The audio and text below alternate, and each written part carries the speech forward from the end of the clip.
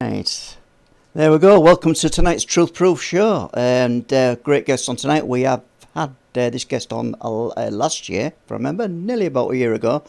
Fascinating author and researcher, and very popular at the time, and I'm sure it'll be popular tonight. So I'm just going to go through then, if I can just get it up, the live stream and the people who was on tonight's chat. Lots and lots of you on the chat tonight. Thank you all for coming on. Welcome everybody from the UK and around the world as usual. And thanks for all your support. And we'll just do a few name checks because I like reading some of these names out, purely because of that. The Midnight Golfer, Joel Burgess. Alison Buttle is doing, I think she's doing the moderating tonight. If that's right, Alison, give us a tick. Scarflower's in. Scarflower might be doing a little bit of moderating tonight as well. Welcome, Scarflower, to the show. Let's have a look then. We've got let's have a look. Go through Stargazer Eternal 1. Welcome. And Jojo. That's easy for me to say. And Michael Park. Mick Park, thank you very much for joining us tonight, Mick. Steph J. Malcolm. Mally Dodgson's in tonight. Welcome, Mally. And Curious Kitty, Janice Parry. I'm getting a few of them here. Ian Linford and Lee Roscoe. Great supporter of the show, Lee. Welcome to tonight's show. Without any further of ado, though, we'll just crack on because I know we've got a lot to get through. And I'll bring Paul and his guest on. Welcome to the show, Paul. Thanks a lot, Les. Come around again, hasn't it? Really quick, and I'm really looking forward to tonight's guest because, like you said, last year it kind of left us wanting a little bit more and never short on anything to say, which I like because it saves me talking. So tonight we're talking to Barry Fitzgerald. So I was going to say 30 years experience within the field of the supernatural and the unexplained, but I think it's a lifetime really when we start jumping back to it or close to it. Written 9 books on the subject. Appeared on Ghost Hunters International, Destination Truth, and headed the team on the American NBC-owned SyFy network as just a few other projects. And I'm not going to labour on with that. So, Barry, welcome to Truth Proof. Thanks very much for having me back again, Paul and Les. It's always a joy to see the two gentlemen who make me smile every time I see them. Is that because we're just funny? No, you really are a joy to be around, I have to say. And I love, whenever we go to awakenings and things like that, I love to sit back and listen to your presentations and about what you're finding, because so much of your work also ties into mine. And it's fascinating to see that although we haven't physically worked together on particular sites, it's interesting to see that you're seeing the things that I'm seeing. My end.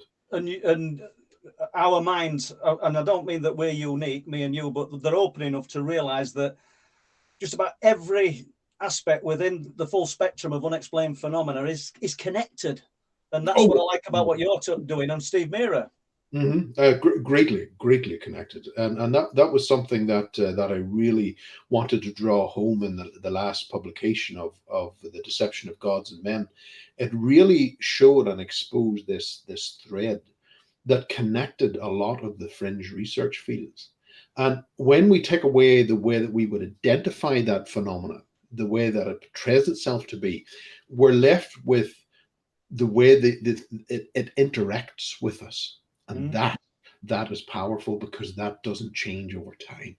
The mask in which they interact changes over time, but not the way they interact. By using that particular information, we're able to go back hundreds if not thousands of years. Yeah. And we can see the alternating face of this stuff as it goes back. Yeah, I would agree. So, like you said, the phenomena, it's evolved and chameleon-like as we've progressed throughout the ages, hasn't it? And presented in different ways that would suit men of that time, and I mean women of that time as well, obviously. But to simplify, and do you think that it's intelligent, or is it we'll never catch it up in terms of its intellect, or do you think it's just super elusive? There are aspects to it which which would suggest that it is less intelligent than we are in some of the things that it does. But the problem with that is that we have to be very, very careful, because we could be led down a narrow track, and to our detriment. But most of the time, what I tend to see is that there is a high level of intelligence with this. The problem being with this particular type of phenomena is that it also has access to our consciousness.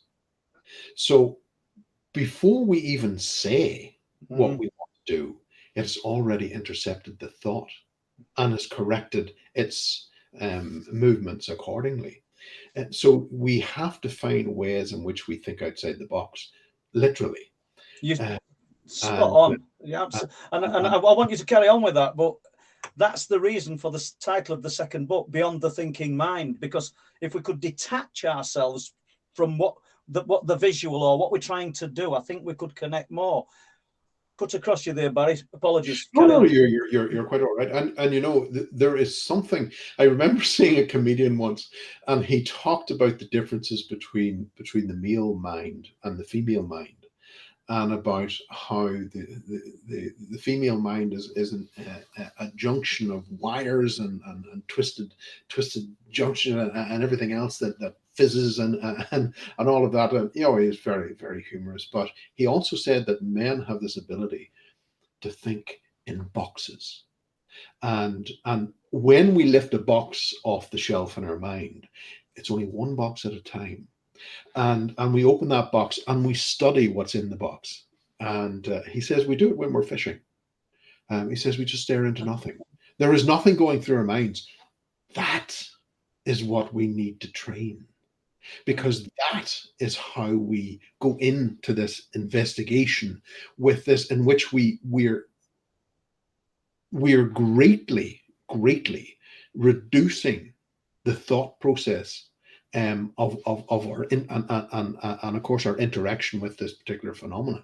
So if we're able to master that, and reduce that thinking process, then we start robbing it of its ability to connect and understand what we're doing.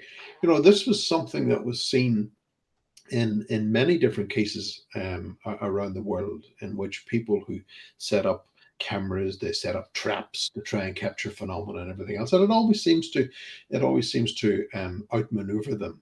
And at some points, there's association or some claims that would suggest that even the technology that was set out to trap them was destroyed. It went as far as to destroy the equipment.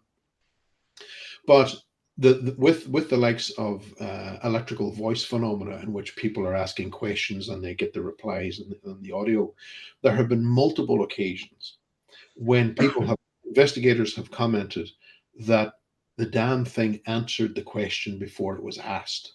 And there is the perfect example of, again, it accessing our consciousness. So how do we try and stop it from accessing the consciousness? We need to train our thoughts going into the investigation.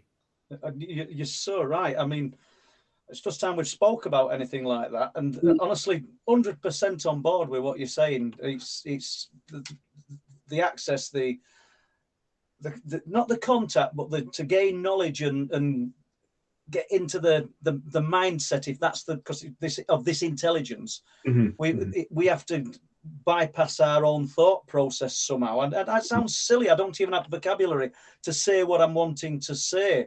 But I think between us, and I think you've just sort of encompassed it, I think that's the way. But you talked about men lifting off the boxes. Isn't that the same with this subject? There's so many, we've pigeonholed so many parts of the subject. You know, you've got the nuts and bolts UFO guy, you've got the people who are interested in the ghosts, and never the two seem to meet. And I think, I don't mean the new breed of investigators, but there's a wave of people coming around to the way you're talking now, Barry, and I think this is the way to go. I know there's going to be people disagreeing, but of course they're missing a trick. Well, I think you know, we live in a world in which it's okay to disagree, and certainly from my perspective, I'm not out to convert people. I'm just sharing what I have seen my experiences within the field. Take it or leave it. It is what it is. Yeah, it is interesting. And getting back to the mentality of the box that we use. I could be driving down the road with my wife in the car, and I'm sitting there in silence, and she says, "What are you thinking?" At that particular point, I'm actually thinking of nothing at all. Yeah. I'm training my brain. Yeah, that's the way to go, I think. So, Barry, joking aside, are you actually trying to get that detachment? Are you working on that process? Yes, and it has been exceptionally effective. Yeah, and how difficult has it been?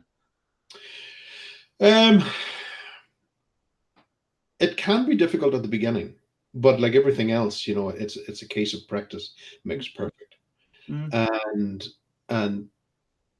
again, when we have a lot of technology around us, we have to be very, very careful about what we need to bring onto the site, first of all. Because what tends to happen, Paul, is that if we have too much equipment, our conscious brain, the left-hand hemisphere, is locked in the left. It's locked in the conscious reality, this conscious aspect. So for us to intercept this, we also need to be using and utilizing the right-hand hemisphere, and use both together. But when you have too much technology, like a cell phone with an app on it, or maybe some other things that have flashy lights and bells and whistles and all that stuff, we're watching that, and we're trying to understand that, which is taking us away from what else is going on around us. And that what else, of course, can be intercepted by us. We don't need the technology. We can use ourselves to do that and understand the biology that's being utilized when we go into these locations. I've seen some of the footage that you have been presenting out across the North Sea there, and I'm in absolute awe at what you've been doing. Now, something similar happened to me whenever I was out in Nevada. Sorry, not Nevada, Phoenix, Arizona. And I had been told that these lights will appear, and we went to this particular location just south of the city, and it was a Native American location, and we went there, and I had cameras and everything set up. Nothing was coming out whatsoever, and it was just as I said. You know what? I think we'll pack it up. And just as I turned from the corner of my eye, I seen the light. And I turned back and I looked, and there they were, these lights hovering in the sky. And I thought, that's uncanny that I was just about to pack up and give up whenever this thing finally appeared. But we were too far away. And I said to the team, I need to get closer. So the following night, we had looked at the satellite images. We said, we need to be in this location. So we arrived, and I said, I need to be there an hour before. They appeared the night before. So everything was set up. We were ready to go, and off we went into the desert. The moment we arrived, my feet barely touched the ground. And all of a sudden, boom, these things appeared over the mountains. And I thought, I actually, I have to say, it made me uneasy, because it felt as if it was I was being waited on, and I was planning to be there to set up cameras and everything else, and then suddenly there they were. Now, I did get amazing images that particular night. I've never seen anything of the quality since, but it made me very, very uneasy, and I listened to that instinct, that gift of discernment, because I was highly activated at that particular point. My fight or flight was on high alert at that moment. Even though the phenomena itself was several miles away, it was alerting me, be very, very careful what you're doing. It was a very strange night. But the images were absolutely brilliant. How much do you think we should rely on as gut instincts as gut feeling, Barry. Oh my God, I really use that gut instinct hugely. But we live in an environment where that gut instinct can be corrupted. It can be shut down even, and that in principle can be interfered with by what we eat. So going to say a location that's active or whatever, we'll have some groups that meet up maybe in a fast food restaurant, and they've these big buckets of soda drinks that they drink and all the rest. Refined sugar can interfere with that fight or flight. Your gift of discernment can be interfered with, and that, I feel, needs to be understood, because we are going into an environment in which we need all our senses, all of them, and we're going in. We've effectively blinded ourselves. And if that continues, we see that sensitive people, there's a lot of sensitive people, mediums and things like that, who will revert to the likes of sugar, chocolate, and eat a lot of chocolate. And the chocolate in itself, with the sugar, serves to quieten those impulses. It's not stopping them. It's just making us numb to the influence that's there. Now, if that becomes addictive, then that becomes problematic, especially for the sensitive. And when we look at this aspect of even defending ourselves physically when we go to these locations, how do we stop the phenomena from, say, interacting with you in a way that you don't want to be interacted with? Well, there are various different things that you can use, and one of those is iron. And that's something that has been spoken about for hundreds and thousands of years, the use of iron to ward off these various phenomena. And it's interesting when you look at this key aspect, this key component of the iron, and you look at the likes of the fairy traditions. Iron was used to negate the effects of the fairy, the jinn in the Middle East, the old gods, but also more relevant today is that even the greys will not go near you while you're in the sanctity of your room if you wear an iron amulet. Why? Why are all these things that seem to be unconnected suddenly connected in a weakness? And it's interesting that when we go and we look at the diet and sugar, or there's that blessed sugar just creeping in there, chocolate, for instance, we see this crossover, this unusual crossover into the likes of the incubus and succubus attacks, when they will attack 9 times out of 10, they'll attack women more than men, and they'll wait until the iron levels are low. They'll wait until the female enters the monthly cycle and becomes anemic when they attack. Now, when you consume chocolate can inhibit up to 90% absorption of iron from our diet. Right. So we're already being weakened as well from that particular standpoint. So we need to be aware of what we're doing, and we have to realize that if we're being called into a house or we're being called into some situation where we have to deal with it, we're the first aiders going into the situation. Well, who gives the first aider first aid? First of all, we have to look after ourselves and understand our own impulses and body and biology and everything else before we can then reach out and start to help others. So it's interesting, the way it's intertwined. You touched on incubus, succubus, and it's explained away as some kind of lucid dreaming. Oh, yeah. And what I struggle with there, Barry, and I don't know whether you'll think the same, is that it's the same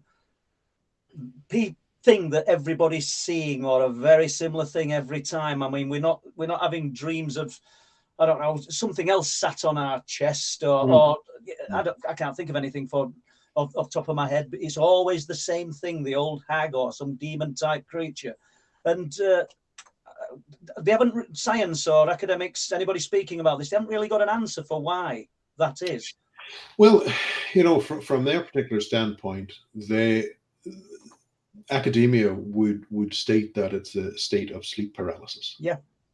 And I would urge academia to step out of their comfort zone and delve into it a little bit more, because there is more information out there that really contradicts what they're saying. Now there is, don't get me wrong, there is a state of sleep paralysis that does exist, but there is also an aspect of the incubus and succubus that still happens.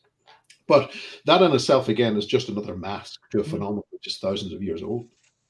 But the likes of the incubus and succubus attacks, I have on my files here, people who have had encounters. In fact, one girl in particular, she was lying in bed beside her partner, and she woke, but she stayed still. She stayed perfectly still, where she could see her partner, and see for the most part the rest of the room, and she witnessed this thing enter the room and attack the partner. Right. And it was only whenever she moved that this thing realized she's awake, and it was off. So now we're starting to move from something which is a hallucination to something which is now affecting two people. And did he remember? Had he got knowledge of this when he spoke about it the next day or during the night? He did. For many people, they don't have that memory. Thanks be to God, because it can be a terrifying experience. I've had quite a few experiences there, but from those experiences that I've had, by putting my own neck in the line, I've been able to see the weakness in the phenomena, and track that back, which is, of course, resulted in the research and the sharing of this idea of iron. Well, do you know, I don't know whether farmers or landowners are aware of it, but you will be aware of it, but there's often iron stakes driven into the ground in fields where there's livestock. And do you think they knowingly know that this is some kind of protector? That in itself can be something from days gone by. You know, I'm aware of a farmer here on Leitrim, the Leitrim border, back in the 1900s, and he had several cattle that ended up dying. We'll say no more on that. But it was associated with the ferry, and his only regret was that he didn't put the iron above the barn door. Right. And what had happened to his cattle is the exact same phenomena that you tend to see in the modern day UFO phenomena. So again, same phenomena, different mask. Yeah. So in essence, then the horseshoe, it's the iron. Yeah, exactly. Yeah. It's just, I know we have it as an omen of good luck. Barry, let's jump away from that for 2 minutes then, and let's delve back to 4 or 5 years old. I know it's not some massive detailed encounter, but you had an experience at Christmas. I did, and it was Christmas Eve, and I was living in a haunted house with my family. Now, at the time, I didn't know it was haunted. It was years later that I was to find out. And in fact, we had moved from the property several times over, before this was discussed. It seems the rest of the town knew, and my parents knew, but they didn't share any of that with the children. And this particular Christmas Eve, we had a double staircase that went down, and then there was a half landing, and then back down the other way onto the ground floor. And I had a habit each time, strangely enough, looking back on it, I always looked down the stairs first, to the bottom step, and then I descended the staircase. Well, this particular night, I woke up. I was about 4 or 5, and I had a terrible thirst, and not for the whiskey, that was to come much later, but just for a drop of water, and I headed for the door. And it was when I looked over the staircase, and it's interesting that we do get a lot of phenomena around staircases. A lot of paranormal phenomena can happen in staircases. and this figure was coming up the stairs. Now, I didn't recognize this particular figure. I had no idea who it was. But the first thing that went through my head, it's Santa. I'm caught. I'm getting nothing this year. And I went back into the bedroom as quickly as I could, and of course under the sheets, and I forced myself to sleep. And when I woke, there was the Action Man helicopter at the end of the bed. So I put two and two together, and I let it go at that. Mm. But it was years later that I was speaking to my parents, and my mum was having a lot of experiences in the house, and it was always with something coming up the stairs. And it would have this person would have sat on a rocking chair, which is not in the room, and just stared out the window. And there was never any interaction. It was almost like a type of playback. Mm. So, sorry to butt in here. It sat on a rocking chair, but it wasn't in the room. There was no rocking chair in that room. But you could see the motion with the person, which always causes me great interest as to why do inanimate objects appear? Why do ghosts appear clothed? Do you know, I was just going to say that. You've just bet me to it, you now. So there are many enigmas within the fold that really have been left unanswered. And yes, of course, there's going to be people out there with opinion, and everyone has an opinion. But what do we know about fact? And there we fall short. We have nothing. You've said, why do they appear clothed? Why did the ghost, the assumed ghost, sit or look like we're in the rocking chair position, but we don't have a ghost. It's no sentient rocking chair. But is this just another mask of the phenomena that the phenomena is presenting? Do you think it's one all-encompassing phenomena, or are there many? A lot of the research that I've been doing would indicate that, if not all, a huge majority of this phenomenon is coming from the same source. Yeah. And that in itself can be troubling, especially the way that it manifests itself, and where we see this manifestation occurring. But we live in a technological age where we have access to data. And not only that, but we have also access, of course, to the likes of old ancient manuscripts and things like that. So now we're in a situation where, as a species, we've got a lot more free time on our hands. That is, at least until the banks collapse next week. But we have a lot more free time on our hands in which we can now delve into this. And because we've got the free time, we've had an opportunity where we can start picking the stories apart. This interaction and what's being delivered to us through the interaction, we're now able to start picking it apart. And of course, that in itself causes much distress to the phenomena, because it does not want to be found out. Yeah. Without sounding too morbid, do you think the phenomena doesn't want us to find out because there's something waiting on the other side of this life that it doesn't want us to know about? No, it gets very, very complicated at this particular fork on the road. And there are aspects that would need to be addressed, first of all. But this is something that I'm dealing with in the next publication coming out, which really addresses what are we communicating with, and more importantly, where the hell is it coming from? And so that's what we're exploring in the next publication with myself and Steve. Well, I'm not. I don't want you to tell us anything about that. I know that you're keeping it all pretty under wraps at the moment, but the phenomena, let's just call it the phenomena. If we're talking about the aliens, I don't think they're from outer space myself, or a large proportion of what we're dealing with is already here. It may be alien, but it's not alien as in space. It's just alien to Paul, Sinclair, and Barry, and Les, and everybody listening to the stream. But it's already here. It's where is the here? Where is the here and now? Because it seems to have the ability. It's probably sat listening to us now. And I don't mean we're special. There'll be everybody.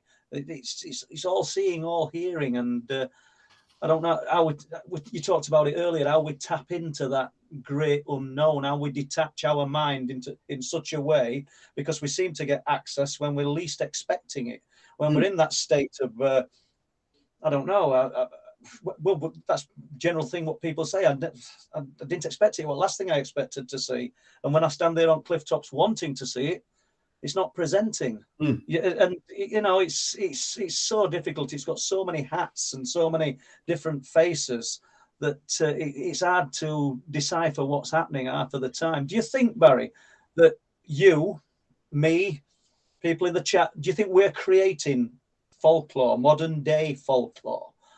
Folklore never stopped, and you know, mythology never stopped. And I think we live in this world in which we think, oh, folklore, you know, that's from something 200 years ago before they had the electric light. No, folklore did not stop. We are continuing to have experiences out there. The only unfortunate thing is that the experiences are not being written down now.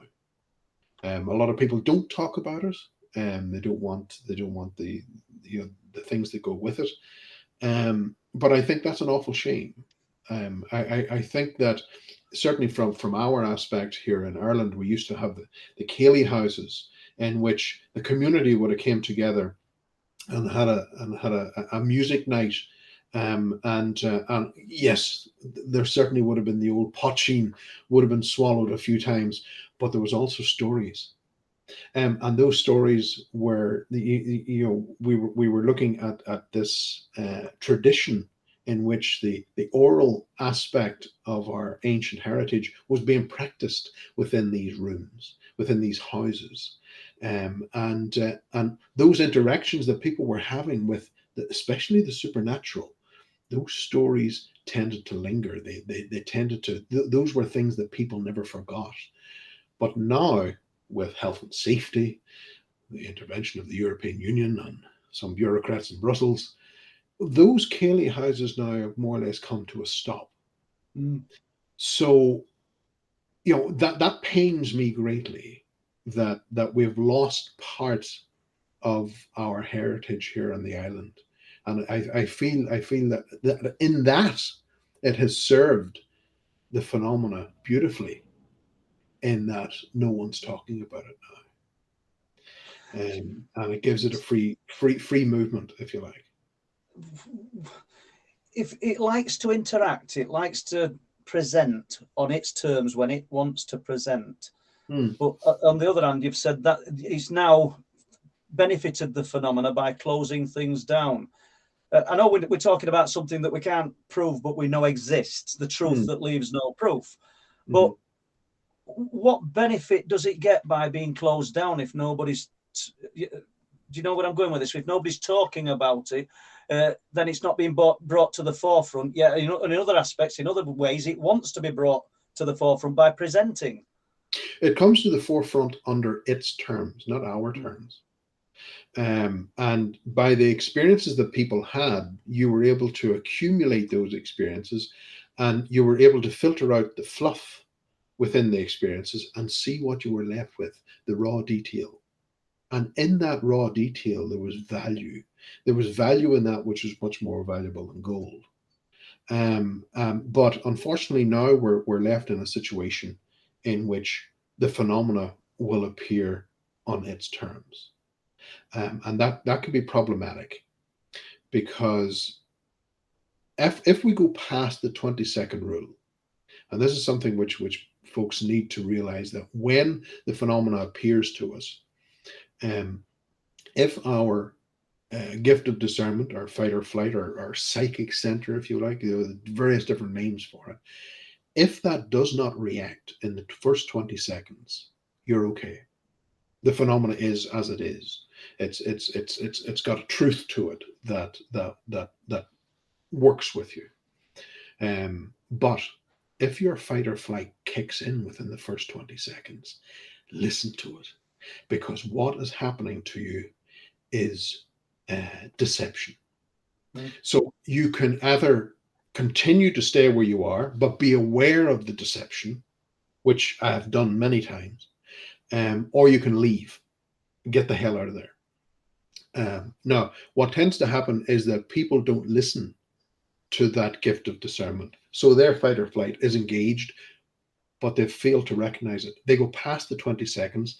And what tends to happen then is that the brain pattern begins to alter and it gets pushed into the theta band. And when it goes into the theta, then we're open then to false suggestion. We're open to hypnotic impression. We're open to false memories being planted.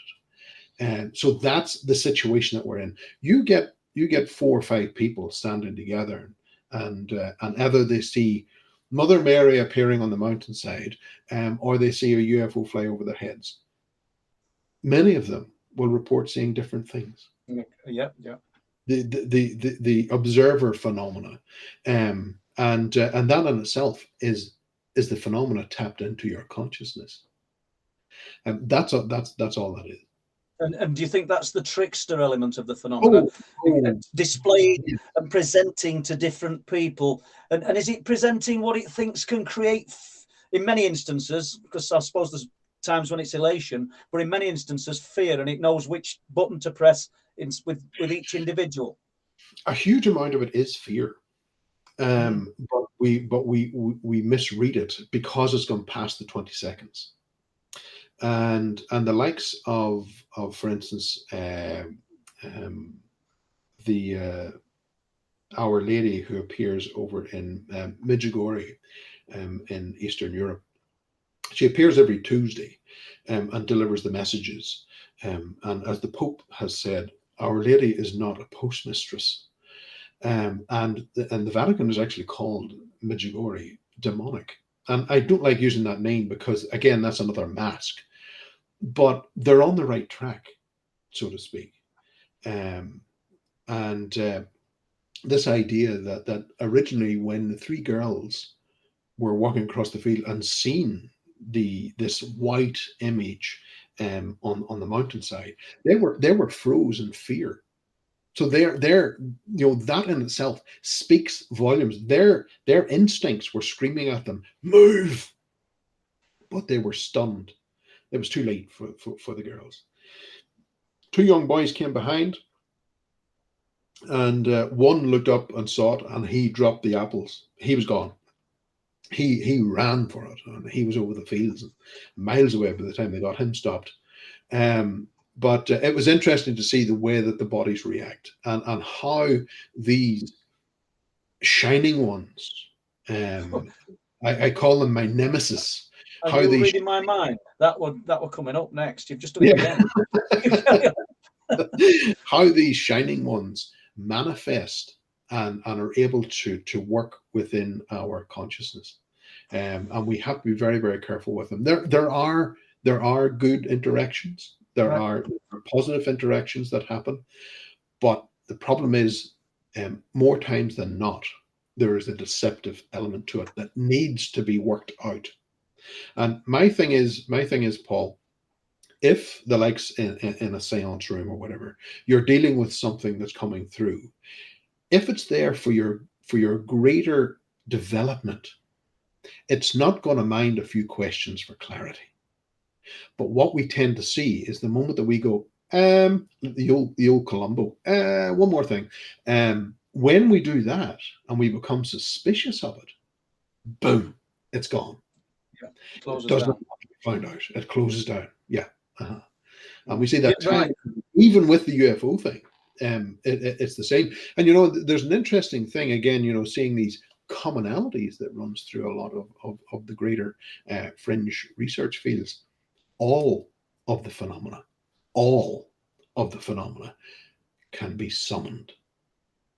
From an esoteric standpoint, it can be summoned. So that speaks loudly at that particular point. We should be aware there's something else going on here. This is not something that's coming from Mars or further away. This is something else. So the summoning, do you think that's a compulsion within the phenomena that it inquisitiveness, or do you think it's some power that we don't realize that we have got the access to, that we can harness to get the phenomena to present? No, I think what you've got, you see, the phenomena itself, what I see within the phenomena is that it craves worship. Mm. And if it's got people that are there for to want to see it, to want to interact, it will make a point of stepping forward, and they'll have a particular type of experience, not the full-on experience. It'll give them a little bit, and then a little bit again, and a little bit again. Keep coming back. Bring more. Bring more. And that's something which continues all the time. And we see this with the CE5 attempts and all the rest. We see groups getting bigger and bigger, and then before you know it, there's this insidiousness that has breached the group and is eating them from the inside out. It targets their ego, and we see um, um, failings within their diet. They go off particular foods, and they become um, possessive. There's a paranoia slips in there. They go into this dark cycle, and that's the phenomenon itself. They need to, this attachment has been made, and unless we deal with the attachment and recognize it early enough, then we're in for trouble. It almost becomes deep rooted, like an infestation. Yeah. So now to get to your book, The Deception of Gods and Men. I think that's what with Brian Allen. Yeah. Before we get to the shining ones, I wanted to ask you what they were, but what did Brian Allen bring to the table? I mean, because wealth of knowledge, we've had him on the stream. How did it go working with Brian? Brian was a hoot to work with, and I call him my Celtic brother. And yes, Brian has a lot of experience, and I think whenever Brian and I had talked about doing a book, and I said, well, look, I'm already a quarter, maybe a third of the way through this other book, The Deceptions of Gods and Men. Why don't we work on that? So he came into it, and I think at the beginning he was going, what on earth is this? And then he started seeing the patterns that I was talking about, and he said, oh my God, there they are. And we don't give them a title. We just call them or they. Yeah. Because the title itself, of course, is heavily weighted in its own problems. So we'll have a few questions shortly, I would have thought, off from Les, Sky, and Alison's maybe sent some.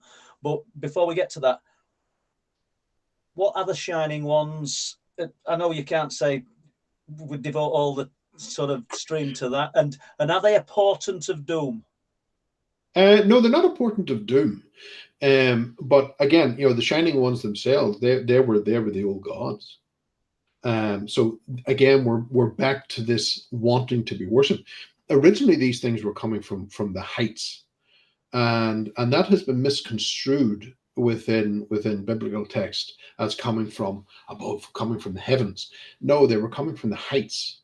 They were coming from the mountains, the mountain peaks.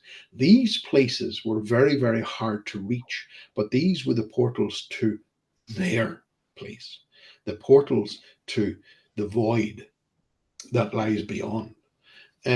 So that's where the shining ones were coming from. Do we have sorry, Barry? Do we have examples of locations where you think, or around the world where these? Absolutely, yeah. Where you tended to find a lot of rocks, mountains, rock faces, rock strata, caves, all of this. These were the places that they tended to be. The more that humanity expanded and the population grew, we started to encroach onto those areas. So they kept moving.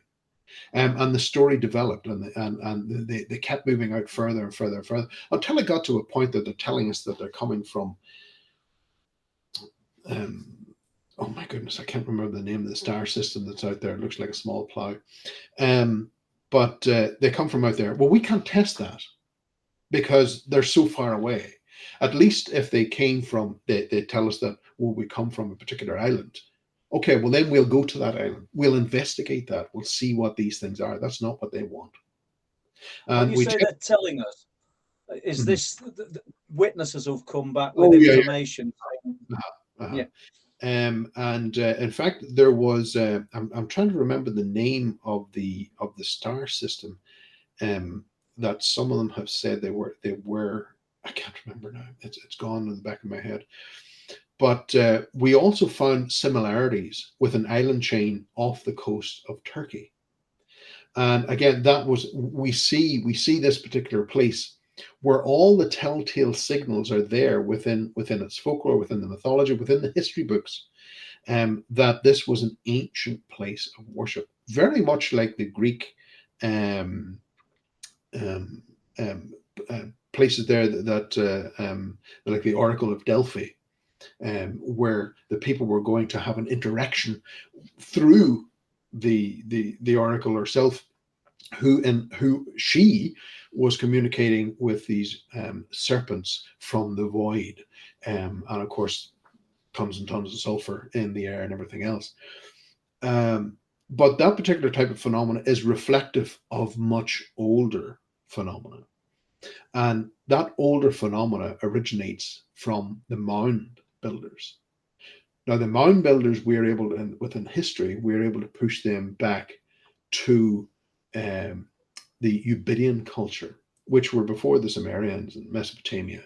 Um, they had they were sophisticated enough that they had developed towns and cities and streets, and everything else, but they were using mounds. And within the mounds, we have found these artifacts, these figurines of almost a reptilian nature, but they have two arms and two legs, and one in fact is breastfeeding a young sibling of whatever it is.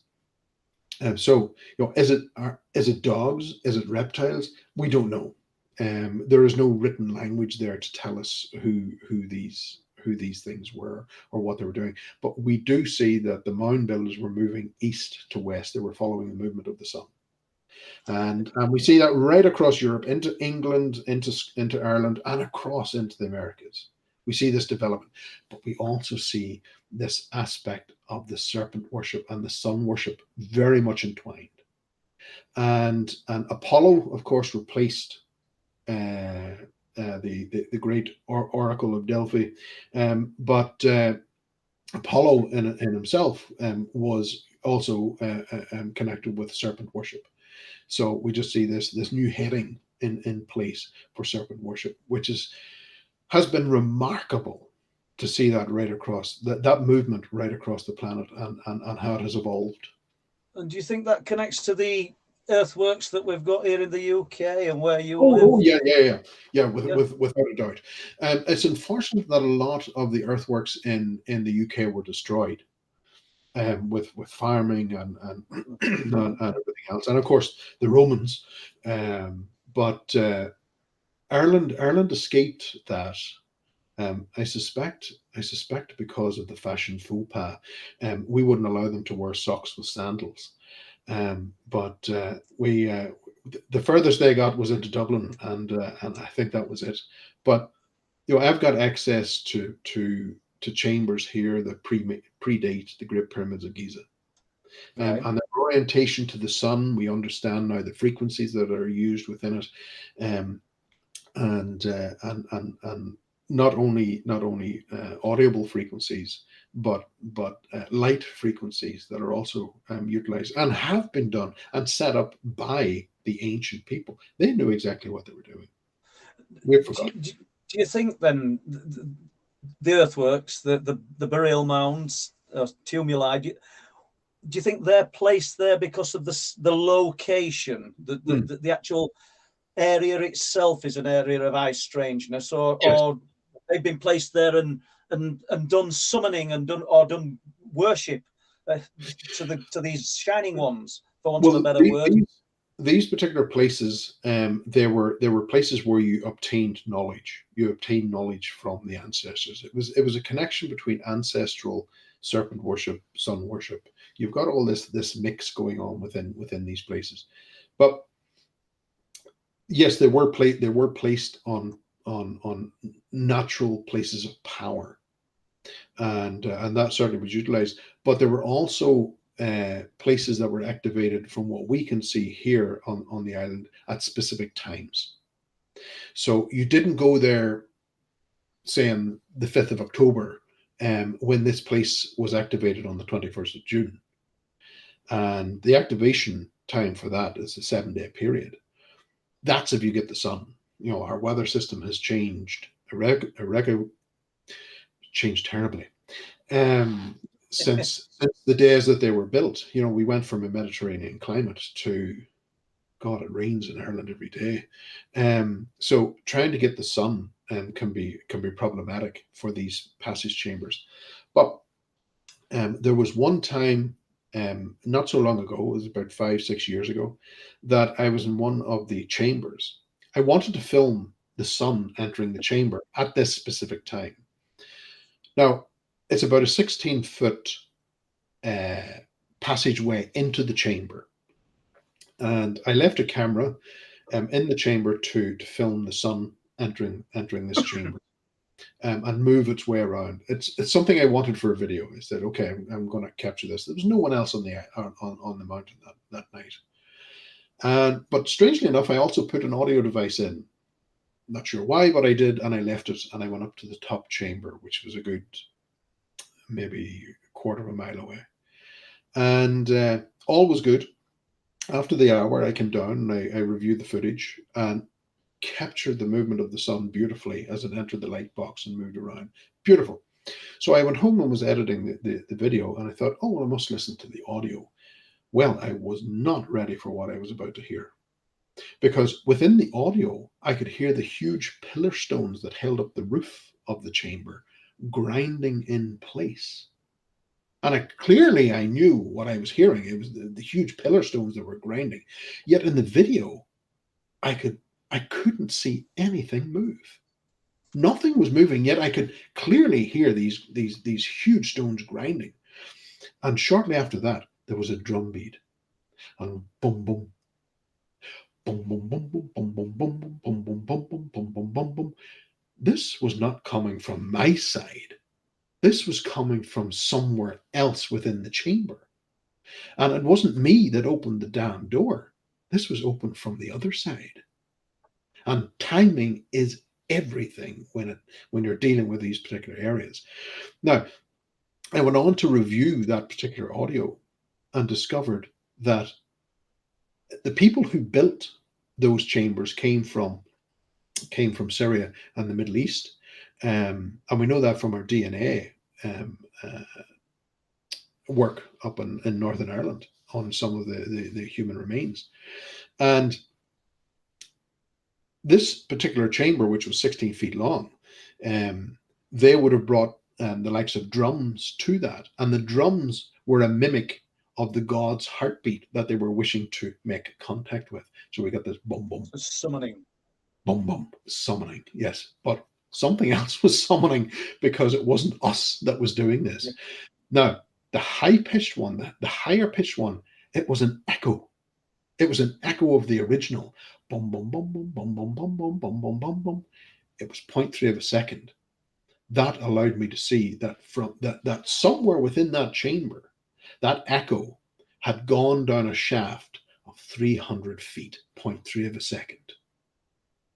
So 16 feet to 300 feet, I don't know what on earth was going on in there, but something was there at that particular time and was ready to communicate, but no one was there to hear it.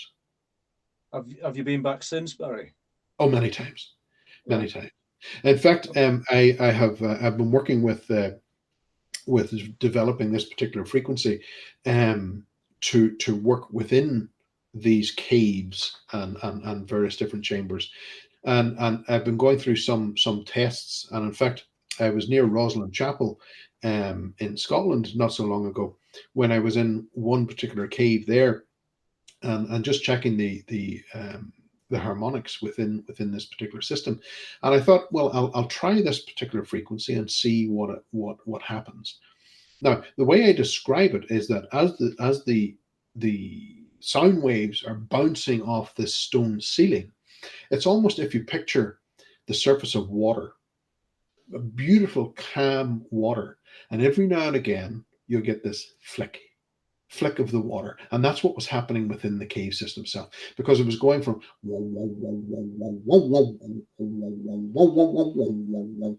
it was like someone hitting the doorbell, but no one was there to answer.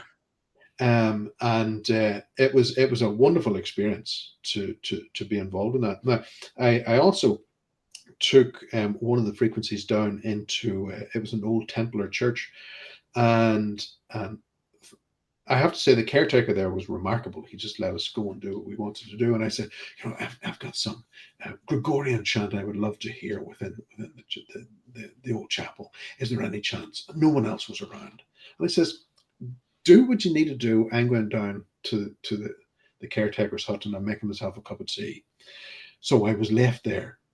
And the first arch had nothing. There was nothing at all to report. Second one, nothing.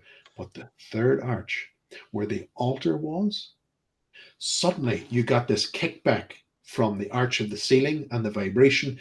It felt as if you were walking through this shower of water. Physically, you felt this vibration as you walked into it. And it was the difference between night and day.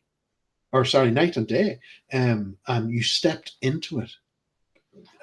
Remarkable. And this church was built by the Templars. They knew exactly what they were doing, because that is part of the old research. That is part of the old worship that they were bringing back. Is this part of your visit to, this wasn't Rosslyn, but part of your visit when you were up there, or? That's right. Yeah. Yeah. That's as close as we're going to get to it, isn't it? That's it. Yeah. So what we'll do, Barry, we'll just turn it over to Les and see if there's any questions. Sure. And yeah, fascinating. Thank you. Yeah, fascinating so far, guys, and thank you very much for coming onto the stream, Barry. Knowledgeable audience in tonight, as we always get, and some good questions are coming through. I'm going to start with a question from Mick Park, and Mick Park is asking, "Hi, all, Barry. Can you tell us about the Island of the Dead and the Powerful?" Oh, the Island of the Dead. The Island of the Dead was connected with that old serpent worship. It was a place, it was a doorway to access the void. It was also, the void is where the Akashic records are. It's the global consciousness hides within the void. So this, when we go to these particular locations, we have access to this information directly. It's not something where we can go back and sit in our homes and meditate into. No, this is somewhere that you will go physically and you will have a physical interaction with these gatekeepers, who will then express and give information. And many of the kings and priests would have went to these particular places to receive information on how to govern us. But of course, these places, there was always a payment, was always due. So yeah, nothing in this world is for free. And but this particular place, when you went to it, it's a reflection of the void in this reality. So when you feel happiness, like in the spirit world, you'll get this huge rise. For anyone who has had that outer body experience, this huge feeling of love or laughter or whatever.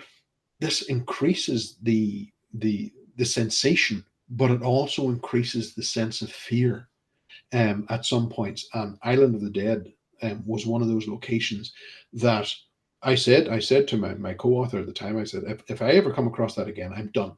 I do not want any part of that again. It really did scare the bejesus out of me. But looking back on it now, 10 years later, information has come in to show us that although at the time we called it the Island of the Dead when we were writing about the story, we had no idea that 10 years later we were going to find out research that actually proved it was an island of the dead. That's where the dead were brought. Because part of them, when death happens, there's an initial break of the spirit which goes to where it needs to go, but the soul, this aspect of the shadow, lingers for days, if not weeks.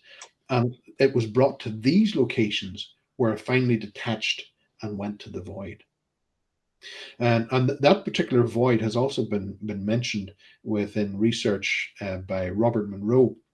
He was a prolific out of body experiencer, and he often talked about this great blackness, this great black ocean of primordial beings that lived inside. And he said he warned the folks who wished to try this out of body experience, when they went to this particular location, to get to the other side, travel slowly, because our speed attracts these raw beings inside them, and they can be attracted to us by the speed in which we're going.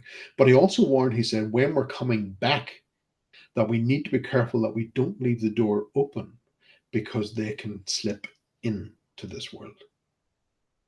And there is a perfect place to bring in this aspect of, we see a rise of paranormal phenomena, UFO, and all of this stuff all rising across the planet. There are some indications there that state that a lot of the technology that we're seeing is ours, but there's also this other aspect that we need to address, in that when we do go to locations, and we do ask these things to come forward, we're conjuring. Call it for what you want. We're conjuring. Exactly. Spot on. And we need to make sure and close that door when we leave, because although nothing may appear the time that we're there, 2 hours later, 2 days later, 2 weeks later, something may actually come through from the door that we left open. So we have to take ownership of that and close the door when we're finished. Yeah, and thanks for the question, Mick. And I've got a question from Steve071. When Barry was on Ghost Hunters, was he ever pressured to make a claim he knew wasn't paranormal? No, that was something that we stuck by our guns, and I have to say, Steve-O, that initially when we went and we shot the show, the first 20 minutes of a show was about the meetup, all that particular type of stuff, and the meet and greet, and where we're going and everything else. That was part of the day shots. So we would have filmed that, and for every half hour that we see, or 25 minutes that we see on camera on the TVs, it took a week to shoot. So if you were if there was 2 locations, that was going to be 2 weeks. So from our standpoint, we went as a cast, and we went and done what we needed to do, during the day shots. And there was never any argument in that. We always worked with the crew. But it was interesting that our crew, when it came time to investigate, they then switched up and they came to me and they said, right, Barry, where are we going? What are we going to do? So they worked wonderfully well with us during our investigation, because they were observers of our investigation, whereas during the daylight, we were at their beck and call. And there were occasions when the crew themselves were having their experiences, but because we couldn't break the fourth wall, which was such a bloody annoyance, that they were having these really bizarre experiences, but we couldn't talk about it. We had to march on and do what we were doing. And Steve, my cameraman, God rest his soul, he was brilliant at his job, and he had this sense, this aspect of the gift of discernment, if you like. He knew that I liked to work in complete darkness, and whenever I went into a room, that's whenever I used what I was using to try and make these connections and everything else, and understand what was going on in the room and where to place particular cameras and all of that stuff. But he knew whenever I was going to work, the atmosphere changed, because he had the viewfinder always open on the camera so they could see me and do what I was doing. But when he knew, he felt what I was doing, he never had to be told. He always slowly closed over the viewfinder and left me in darkness. and we were able to do what we did. Now, bear in mind, we're only there for the guts of a week. It's very, very tough to say to a police, is it haunted? Is it not? You're there for a week. You've got 17 people behind your cameras, so to make that call is very, very tough. And there were occasions when we had to say there is nothing here. There may well have been something hiding in the background, but it wasn't coming out for us. And there were occasions where we could see that it would have been a better suggestion had we have said, "Oh, this place is haunted. Business would be good," but we didn't call it for that. We called it for what we found, and that was that. We were trying to break the cookie cutter format. Heading toward the end of season 3, I wanted to really shake things up, and I flew out to Singapore, and I was making a few queries there to try and get. There was islands on the Bay of Hong Kong, and where things had happened, not only on the island but in the water. So we were going to be diving into the water to these old wrecks, and also I was proposing as well that we went to this. It was a huge fortress at the end of the Great Wall of China, where people were being lured off into the desert, and they were never being recovered again. They were just vanishing, and those were the things that I wanted us to go to. I wanted us to break free from this aspect of the whole ghost thing, and let's do bigger. Let's see what was really out there. Let's open ourselves up to it. And it wasn't only going to be spiritually challenging for us; it was going to be physically challenging to us. Because the one thing that I felt that we were robbed about in the likes of the Ghost Show was the fact that we couldn't report on what we were experiencing in the country at the time. The fact that there were some countries and some people within the countries and government who were very keen on getting envelopes with a few bits of cash in it, to free up some legislation that would allow us to do what we were doing. Made up legislation, I might as well add as well. And there were places there that we were filming in the favelas in Brazil and stuff like that, and we were told, do not wait around, get out of the car, get straight in to the building, do not look around, because it's very, very dangerous. Those are things that I felt we should have been talking about, because we were a global group traveling to different countries, and I felt we missed an opportunity there. Do you think you missed opportunities on another aspect? Did you only concentrate on the ghosts? Did other phenomena present that weren't part of what you were wanting to focus on? Or no, we never encountered any of that on camera. There was a lot of off camera, especially on our days off, because we would head it off to various different locations. And I can remember one location in Central America, and the crew were there. They were filming at night, and it was this Mayan city that was in the jungle. And I had to go back. I had to shoot one particular scene, whatever it was, I can't remember. But I was left to my own devices after that. Did you climb it? Oh, I did. I climbed up to the top of this pyramid, and I lay down on the top, and it was just level with the jungle canopy. And I was looking at the stars, and the moon slowly came over the jungle canopy. And I thought, wow, this is a once in a lifetime opportunity.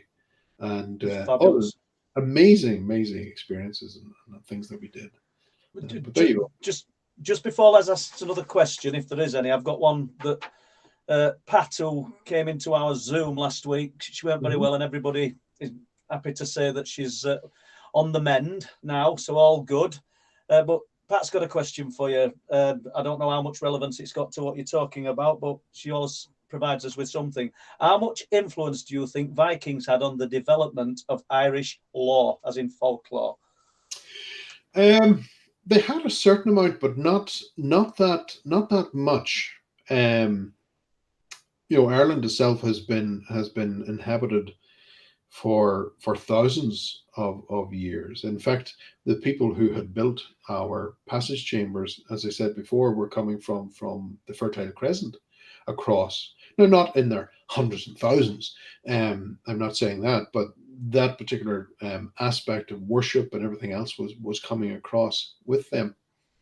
And there's some controversial research out there at the minute into DNA, which is suggesting that a race of people came into Ireland around 2600 BC, and they wiped out all the male lineage of all those earlier people. Now, those people were oral traditions. So you have this huge decimation of information that is now lost. It's gone. There's no way of getting that back unless we're able to access this global consciousness, which I think a lot of people are able to do, and understand how these passage chambers work. And we also get clues of how they work as well. So there's a lot of that particular history that we see there, and the mythology and the folklore associated with the likes of let's say there's one particular component of Irish mythology, of course, which and folklore, which is known as the Banshee, this being that comes along and screams her head off, and of course announces that there's going to be a death. I did write a book on the Banshee. I wanted to see, does that phenomena still happen in the modern age, or was it something that stopped when Ireland got electricity in the 1950s? And I have to say, no, it continues right into our modern cities. And there's one guy that I interviewed, and he was out hanging washing the line in the middle of the night when he saw this figure moving in the bottom of the garden. And because he stopped and he opened the clothesline a little bit to look and watch her, she stopped. And this was always something we were told about the Fae. Do not try and hide on them. Do not try and spy on them, because they absolutely hate it. And this thing went straight for him. Now, up until that particular point of that interview, he was still going through therapy from his encounter. And we've had people from Germany who had come across. They had oh my God, they had a really bad experience. And we've had Americans coming in, and tourists that have their encounters with the Banshee, and then they fly home. But when we break down the terminology of the actual term Banshee, in the modern tech, it's known as woman of the fairy, ban, woman of the fairy, woman of the she. But that's not really the proper term, because she was the mounds. So it's woman of the mounds, the people of the mounds. What is special about these mounds that these beings are coming through from? It's the stone. The stone is a valuable aspect here. Again, we're back to the rocks. And when we cross-reference that with the likes of David Paulides, who wrote the amazing books there, Missing 411, and continues to do amazing work on it. He even commented that the majority of people who disappear in boulder fields. So again, we not only do we have the missing people, we've got the shining ones who also appear there. Lourdes is another example. This one came from the cave system, and Bernadette, who reportedly seen this particular figure initially, she was very surprised when she seen the statues being carved, because she said, "That's not what I saw." And of course, the church got involved, and then suddenly we've got Donna everywhere. She said, "That's not what I saw." And of course, she was convinced then, I'm sure you did.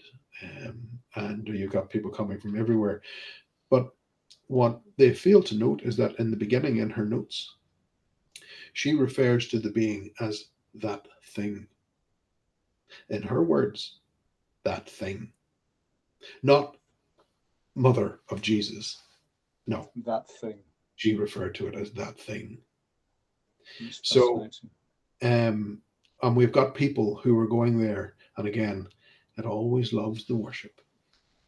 And it's hundreds and thousands. You tend to find this.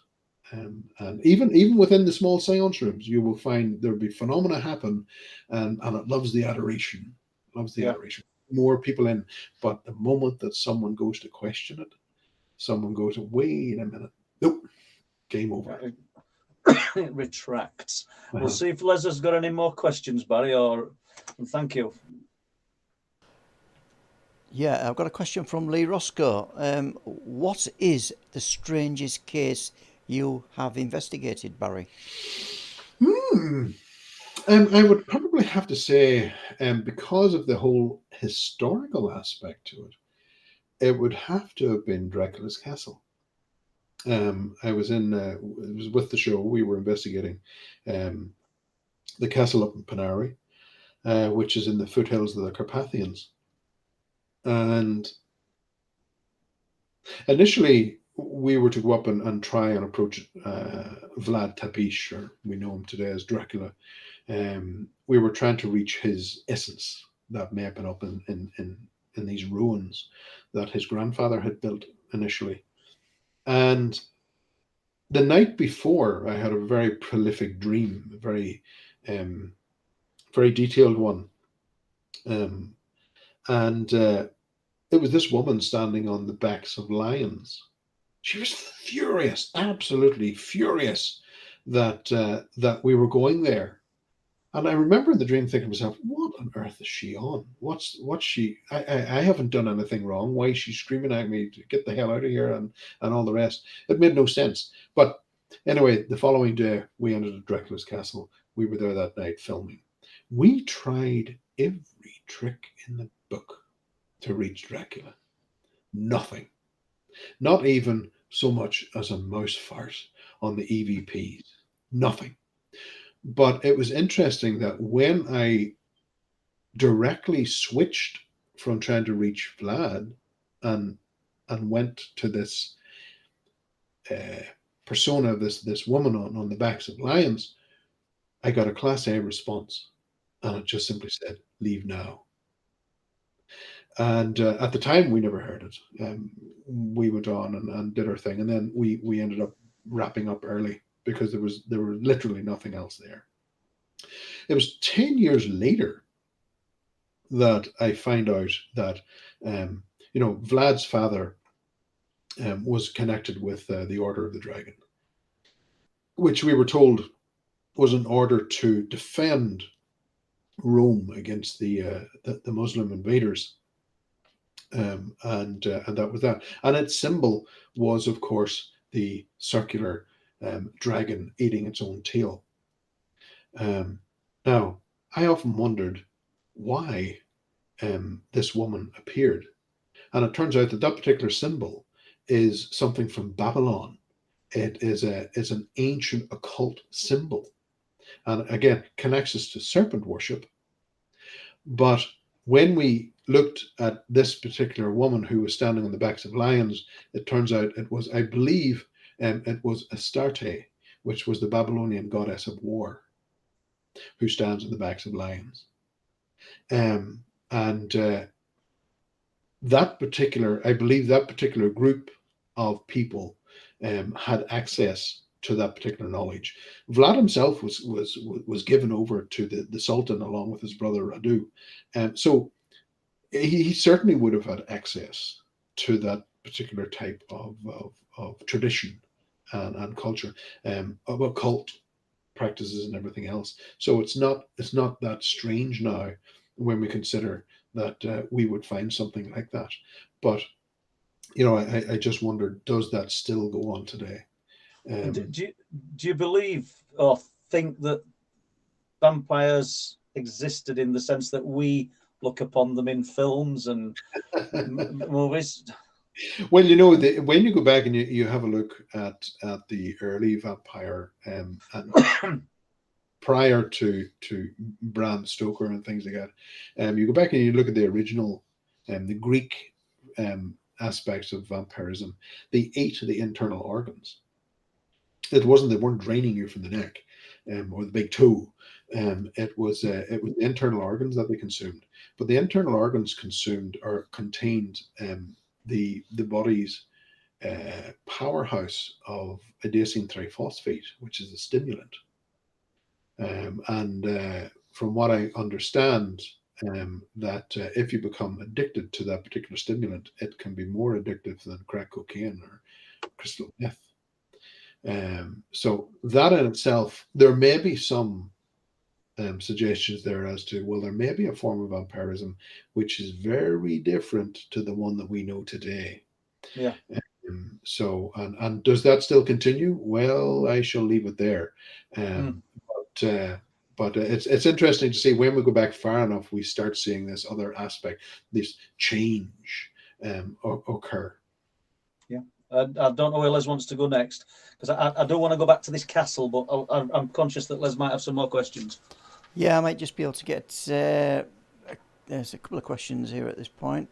And I know you answered this question, a few questions earlier, Barry, but does Barry have. This is from Steve071. Does Barry have any thoughts on why Ireland is steeped in so much folklore and ghostly happenings? I think that in itself, is just to do with the people. That and the land itself. When the Celts arrived here, there was this aspect of a Celtic wheel that was designed, this almost ancient map of Ireland describing it. And if you want to know anything about the ancestors, you went west, which is the way of the sun, which is where you find a lot of the passage chambers and a lot of the ancient, really ancient stuff down the west coast. And if you wanted to know anything about the arts, storytelling, music, all of that, you went south, which is still very prevalent today, strangely enough. And if you want to know anything about the east, if you want to know anything about politics, you went east, which is where we find Dublin. The Vikings, of course, set up Dublin. So it's interesting that particular area would have been seen as being a place where you passed laws. But interestingly, if you wanted to know anything about war, you went north. Now, forget Catholic versus Protestant. Is there something on the land that demands its quart of blood, no matter which American senator comes across? There's always going to be something that recycles an old wound to get its aspect, because the Celts were coming to Ireland at 500 BC. This is well before Christianity. So what was going on there? What happened in that part of the island? And when we go back and we look at the geological history of Northern Ireland, it was part of this other plate that eventually came down and crashed into the south of Ireland, and Scotland was also a huge part of Scotland was also part of the same plate, and even when you look at the Scottish aspect, you see that there was a lot of aggression within the Scottish traditions as well. I just wonder what was going on in that land before it made contact. That history is long gone. We'll never be able to find that out. Go on, Les. I just might be able to slip a question in from myself, Barry. I was really intently curious about the facts when you was mentioning the Cayley and the get-togethers and the fabric of the buildings. Yeah.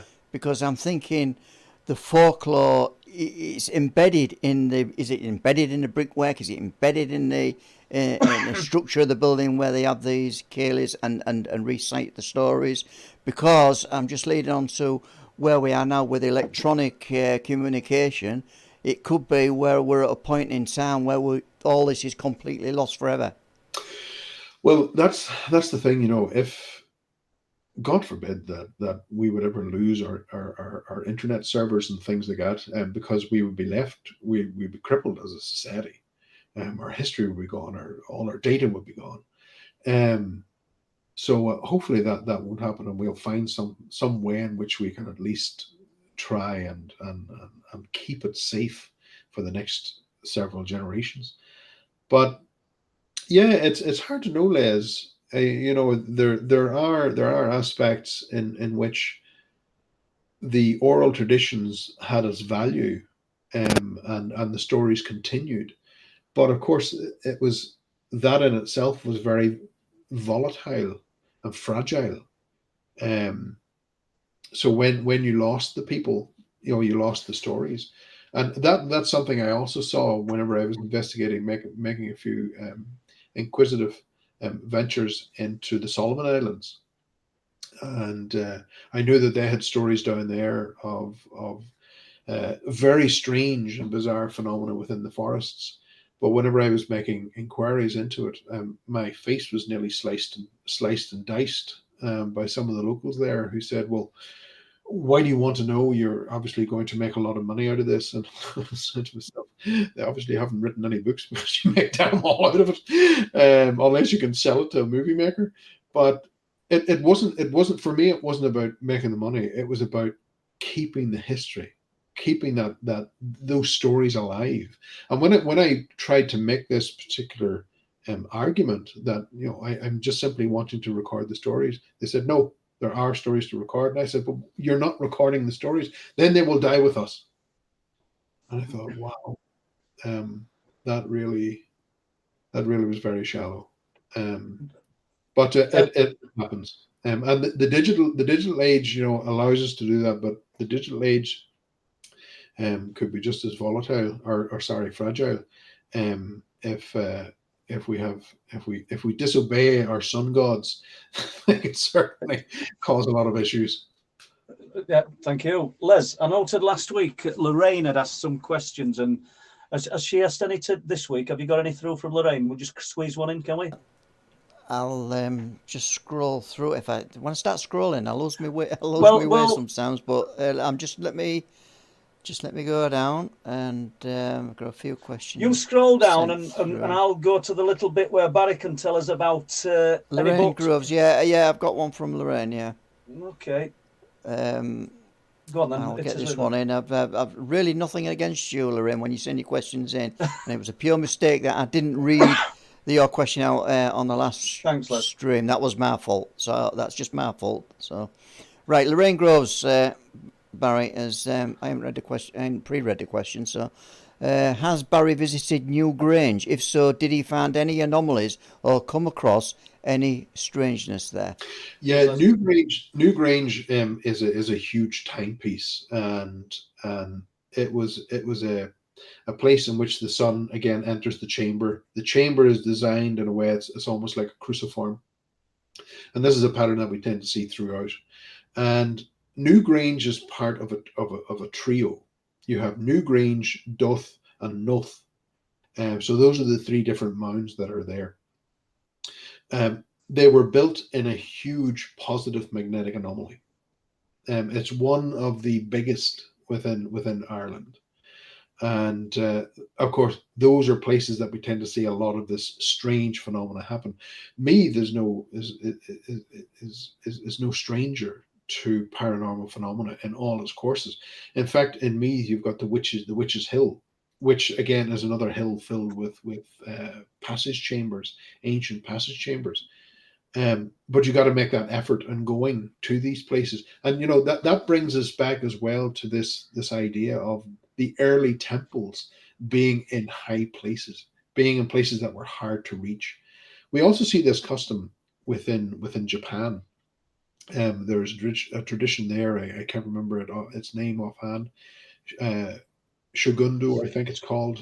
Forgive me, I might be wrong, but you leave everything behind and you go into the mountains to make contact with these other deities, and that was something which was practiced for a very, very long time. And we see this movement of them coming from the heights down onto the lower ground. I was speaking to an acquaintance of mine, and she's a sensitive. She's a sensitive stroke medium, and she happened to make this remark, which I found interesting. She said that the higher points are where they come into our reality, but they must leave through another point. So that there's a no entry. They can't go back the way they came. So they leave from the rocks, and they leave our place through another area, down in the lowlands. So it was interesting that you say that, because we see a lot of the standing stone circles and things down on lower ground. Yeah. A lot of the older temples would have been much higher. So do you think these are potentially places where these things exit? Yeah. There is aspect to that, and it's something that has interested me in your work, Paul, in reference to Doggerland, off your east coast there, and I wondered to myself, there were people living there, while it was dry land, and I just wondered to myself, did they leave anything behind? Is there anything there that still is utilized as an exit or entry point? I would probably say an exit point, if that medium is to be, if there's any weight in what you're saying. Because we're there, we're right in the zone, just out off the coast there. You are, yeah. Very, very much so, and I'm intrigued, especially even by the magnetic anomalies that are occurring out there. You had mentioned the boat. There's a negative out there. And it runs up the coast. Yeah, negative magnetic anomaly. I don't know if we're going to get time to touch on them, but we may well do. I don't know what direction Les wants to go now. Les, have you got anything to ask us, Les? I'm conscious of the time. Do you want to go with another? Do you want to go with the next topic, Paul? Yeah, whatever. I mean, just touch on where people can access Barry's books and his work, if possible, please. Yeah, people can find the copy of the latest book, The Deceptions of Gods and Men. It's available on Amazon. Now, it comes in three formats. You've got it in paperback or hardback, whichever one, and you've also got it in ebook, but it's also been done in audiobook. And I personally love the audiobook version. The problem is, I don't know about you, Paul, but whenever I write a book, it's out of here. For that amount of time, it's up here. Absolutely, yeah. Paper, and it's gone. I'm working on the next project then, and then someone asked me then, well, what's the book about? Maybe a year later, I can't remember what I wrote.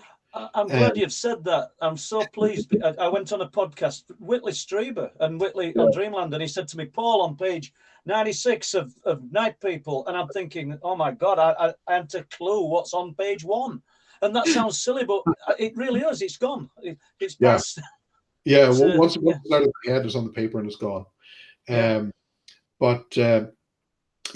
found myself listening to the audio book version in the car. I completely lost myself, because I was listening to this and thinking, oh, that's good.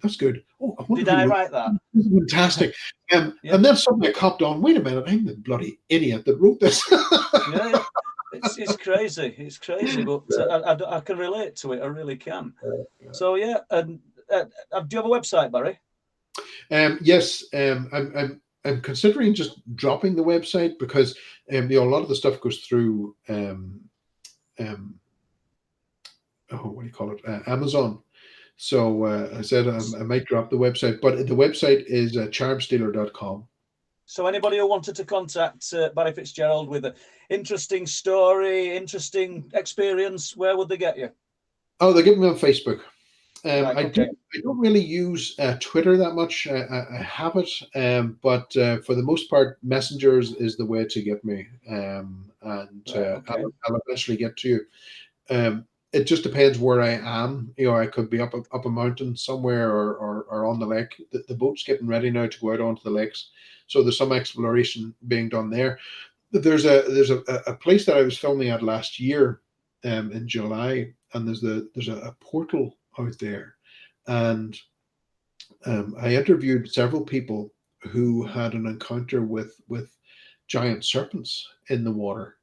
The guy in the boat, he actually says, like, this is a life and death situation that he found himself in as he fought to get away from it.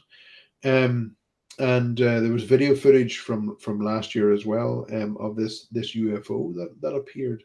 at this location. Now, whenever I went to that location in my boat, I've got an engine on the back, and off I went and went to it, and I said, well, this must be the location, because whenever I entered that particular area, the boat slowed down. It was almost as if you were traveling through treacle. That's the only way I can describe it. And it was very, very bizarre, because you felt it as well. And I said, well, is this maybe just a current where the two waters are meeting? Yeah. It's causing a situation. And so I knocked the drive into neutral, and lo and behold, the boat swung 180 degrees and then stopped and then came back again 180 degrees. It continually did this, but I never moved out of that area. And that certainly wasn't a current. And the talk of sea serpents then is do you think if to believe it, do you think they're coming through this portal and not Yes. resident in that area of water? Yeah, they're coming through this. They're the gatekeepers. They're the old. So could the same thing apply to the Loch Ness monster? Well, the Loch Ness monster, of course, the earliest stories we have of it was from the 5th or 6th century, in which St. Columba had, or St. Columkill, it was one or the other, that caused all sorts of bloody war on this island, and then headed across to Scotland and had his encounter with this giant reptilian creature there. He was coming to an island of ancient serpents. Now, of course, physically, what on earth are they talking about, these serpents? Ireland hasn't got any snakes. Not necessarily. Certainly when you start getting close to the ancient worship, then you start drawing that particular line into it. And this old saint, he was formerly an old druid, and we shouldn't forget that. And the old ways were still very much kept in line. And well, we see that today. The idea of the old cruciform within the passage chambers, we see that design structure make its way into the medieval abbeys of old, and now you've got the Vatican there in Rome, which is one of the largest residence chambers in the world, which points to the east, the rising sun, and there's a lot of other connections there as well. But it's interesting that these ancient gods of old should make an appearance at this particular this liminal area. Which is known for a long time, but it's hard to access because you need a boat. But it has been interesting. Now I'm led to believe that there may be something on part of the headland, so I'm hoping this year to get to part of the headland. It's a very difficult place to get to, but it really does the soul good to be out in that, especially when it was a sunny morning and there's not a ripple in the water. I bet it does, Barry. Yeah. Just before we move on to, I just want to touch on something about the occult.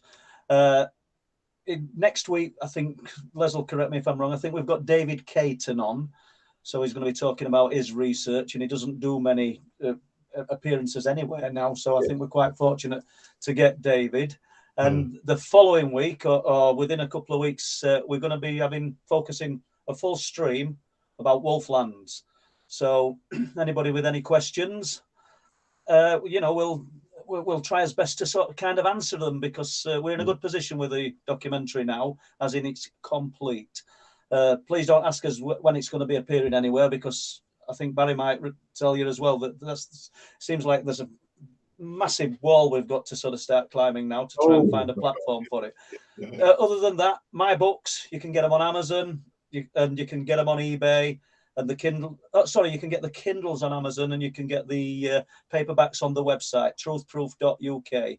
And any reports or anything unexplained that you want to tell me about, just fire them onto the towards the website. Myself or Don will deal with them and treat them accordingly. Thank you. Right then, so unless Leslie's got all else to ask. Yeah, I've just got a little trailer to play for this week's Awakening Conference, which you and Barry are going to be appearing. So if you can just give us 30 seconds, we'll play that for people who might want to go there. Cross my fingers this week. Hope it'll play through.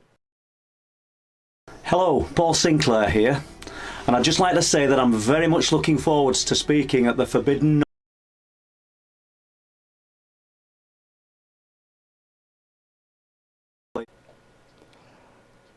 Yeah, it started to play. It played through earlier this afternoon, Paul, but I was jinxed again. It didn't play through. So for anybody, yeah, so you guys, you chip in and tell everybody now about this conference in August, please.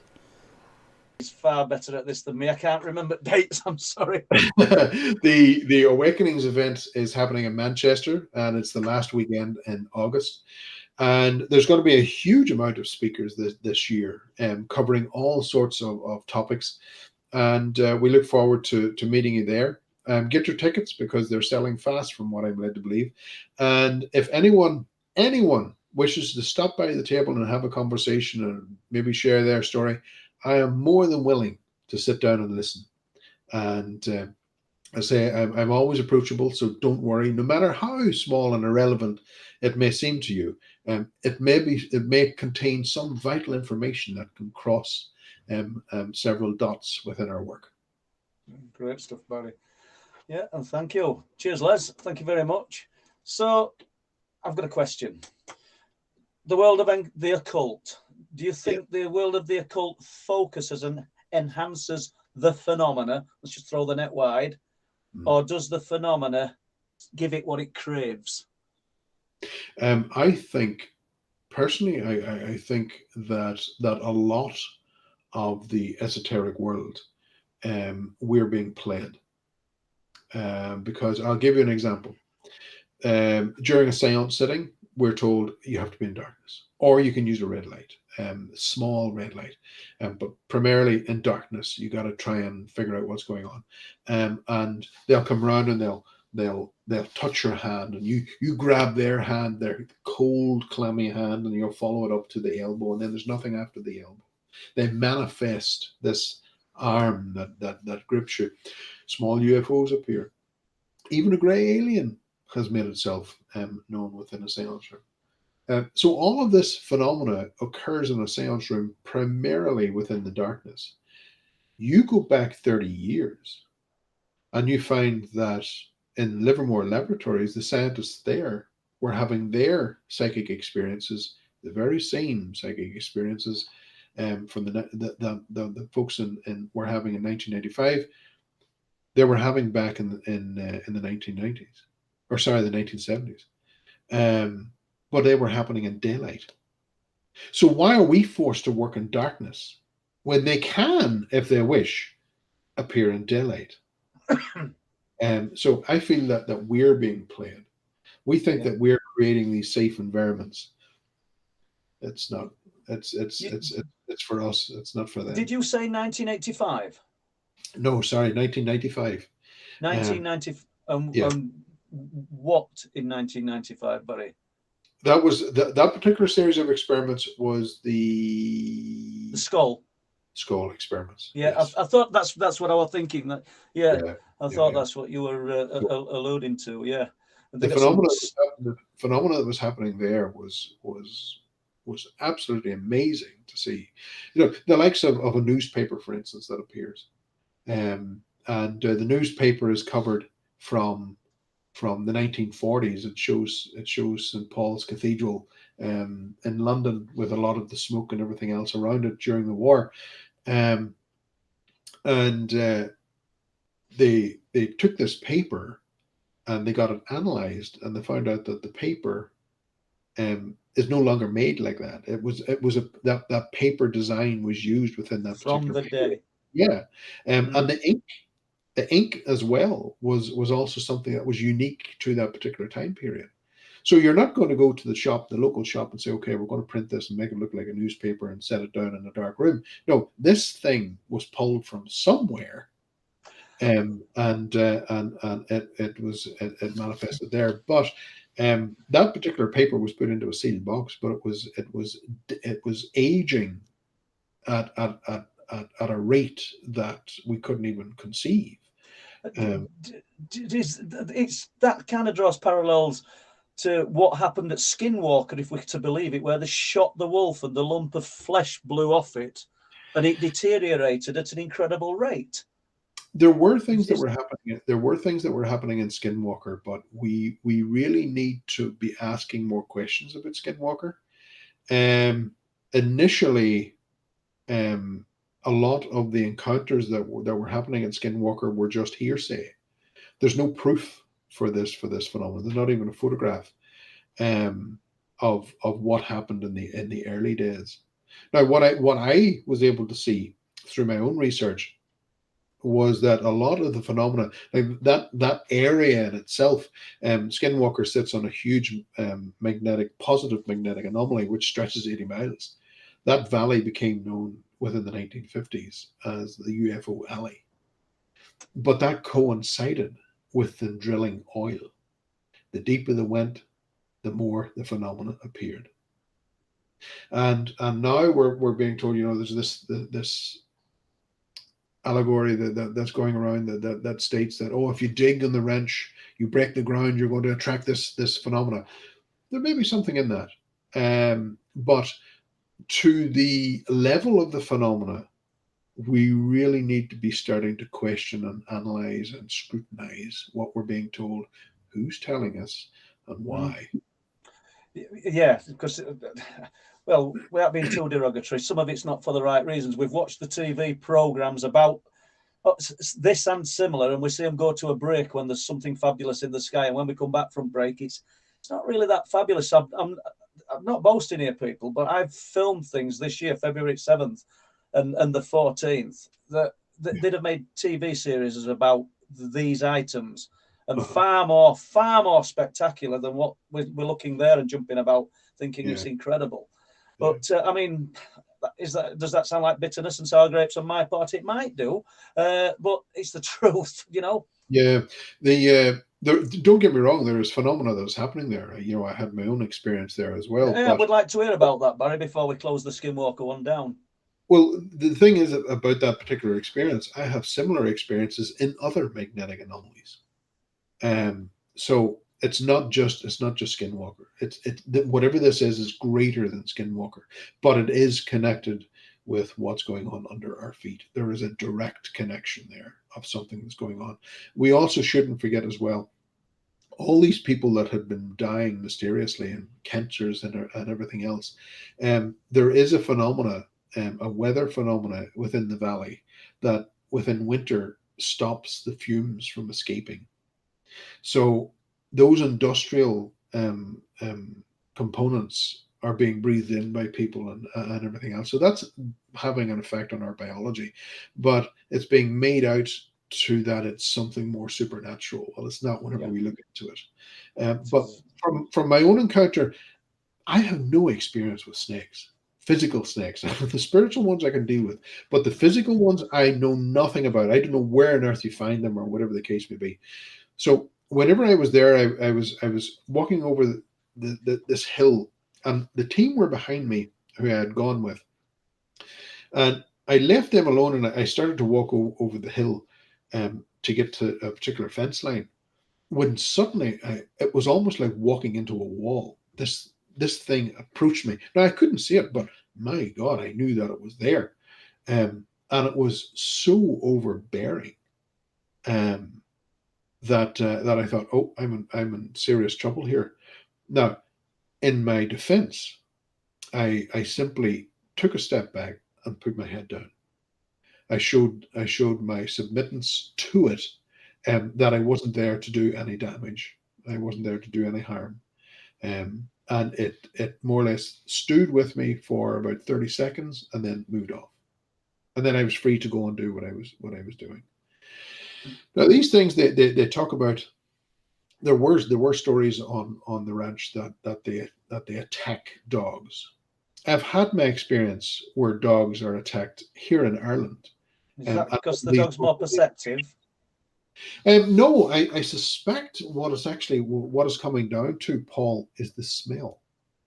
There's a smell associated with some of this phenomena that ties a lot of this together, and the dogs are picking up the smell first. Our scent is, our ability to smell is a joke to the rest of the animal kingdom. Our eyesight, although good in colors, seeing colors and everything else, is a joke to the animal kingdom. How, we must wonder how can evolution, who really produces animals to do the best of its best, give us such crap, tools to work with. But what it does do is allow us to access part of our shadow, which also allows us to sense the environment. So I think that there's an extra element there which hasn't been recognized by science, that where it gives us this step up from the other aspects of the animal kingdom. But yeah, the dogs. As I say, I've seen the dogs here being affected. One location had murdered 4 German shepherds, and it was vicious. Now the same is allegedly happening in Skinwalker. They will attack the dogs first because the dogs alert us first.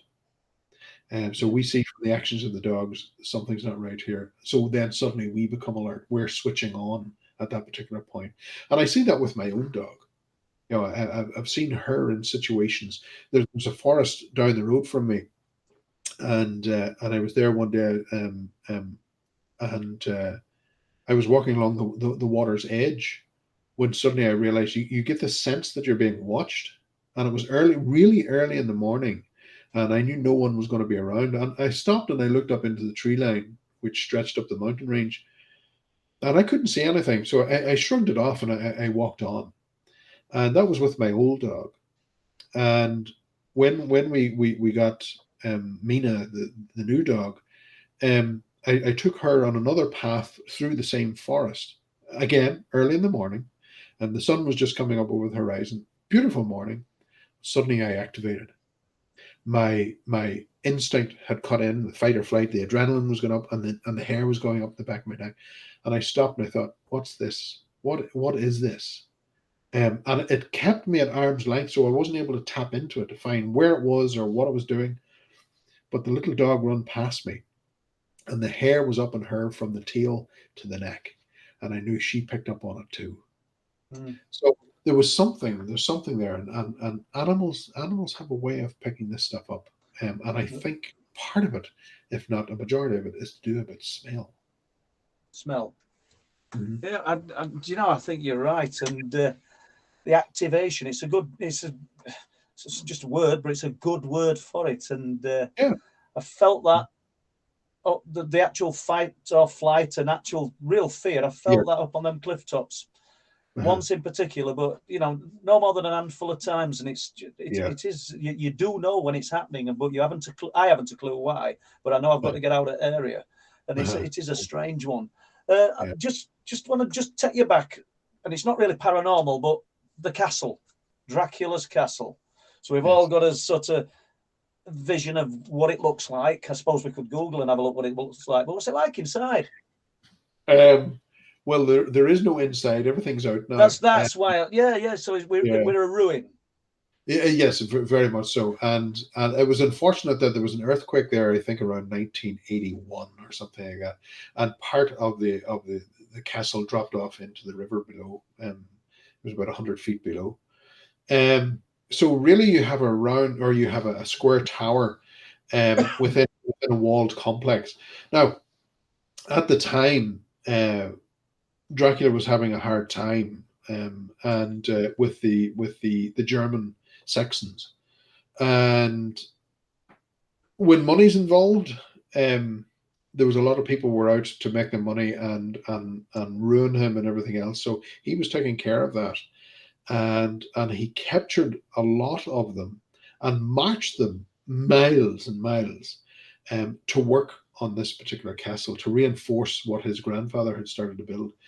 So in himself, he's quite a tyrant. And although a lot within Romania see him as a national hero, but we also should not forget that he also murdered 10% of his own population. Right. Uh, That's a lot of people. so he was quite diligent in what he was doing. But and of course his famous way of death was the the stake, and this impalement, which was a terrible way to go. But we frown at the idea of the impalement, but the impalement he was taught from the Turks, and the Turks were learned that from the Germans. Right. So we have to have some ownership of it. Yep. And we're just about at end now, and I don't know whether Les might not even want to answer this, but I'm just going to throw it in there. Because can you remember, Les, that you went camping? Barry touched on the Banshee earlier, and you opened the camper door one evening, one night. And we're not saying that Les heard a Banshee. It's not a trick, this on Les. But I remember him telling me about this. And what did you hear, Les? Yeah, what it was overnighting in my camper van, and I was coming back from London, but I had to stop halfway from London to Yeah. Hull, just for a driving break. Stopped at Boston, and I drove all the way down to where I thought was a secluded spot, where there's a bit of there was an old lighthouse, a disused lighthouse, I think, on the estuary, and just before there, and about 2 o'clock in the morning, this you know what name to attach to it when you've heard it, and it was Banshee, and it scared me witless. And this went on for a good 2 minutes, with a pause in between its screeching. Now it was suggested to me that these like swans or something that might be on the the riverside or whatever. I don't know, but it was absolutely eerie. Well, you raise a fair point there, Les, in that we hear many things at night and we just go on about our business. It could be a fox, could be a woman screaming in the road. We don't activate. That is different. We activate because when the Banshee lets you know that death is coming for someone else, not you, when death is coming, that it's an important message. Suddenly, you're sharp. You're paying attention. Yeah, I just remember him telling me that. So I thought, as soon as you mentioned the Banshee, I thought, well, we'll get Les to tell his Banshee story here, I think. Yeah, well, I hope death wasn't imminent. Well, obviously it wasn't there, because I had to drive the rest of the way home, so that wasn't going to be a thing, Barry. But yeah, it did. It was a Banshee call, if you know what I mean. The classic Banshee call, what our classic as. Yeah. So on that note, I'll let you wind up the show, Paul. Well, yeah, we're just about done, and Barry, 2 hours. I've hardly had to say anything. Thank you so much. I wanted to touch on Project Doorway. So many things that I wanted to talk to you about, but you just go off on a tangent, and I like that because I find myself doing that myself when I'm speaking, and I tend to ramble a little bit, don't I? But from myself and Les and everybody that's been in this stream tonight and supported us, I'm sure you've enjoyed Barry Fitzgerald as much as I have anyway. So thank you, and I'm going to close it there. Thank you very much. Thank you very much. Yep. Take care, and it's been a pleasure, as always. Thank you. Yeah, and it just remains for me to come on screen and thank everybody for being in tonight's chat, and some great questions. I really do apologise because of so much material Barry and Paul gave tonight that I didn't get through all the questions. Great questions. We might be able to get them in at some other point when this was the second time Barry's been on the show. He might come on again, if the money's right. So I've been hearing about. So if the money's right, Barry should be on again at some point, no doubt. And it's really been an honour and a privilege to have Barry on.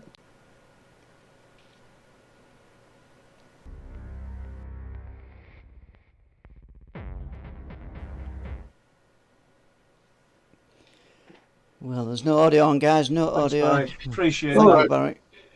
2 hours of your time, my friend. No, thank you. And I've got loads. I don't know why I do it. Honestly, I do not know why I do it, because I didn't have to, did I? I spoke to Philip Mantle the other day about something else, and I said we've got Barry Fitzgerald on live stream.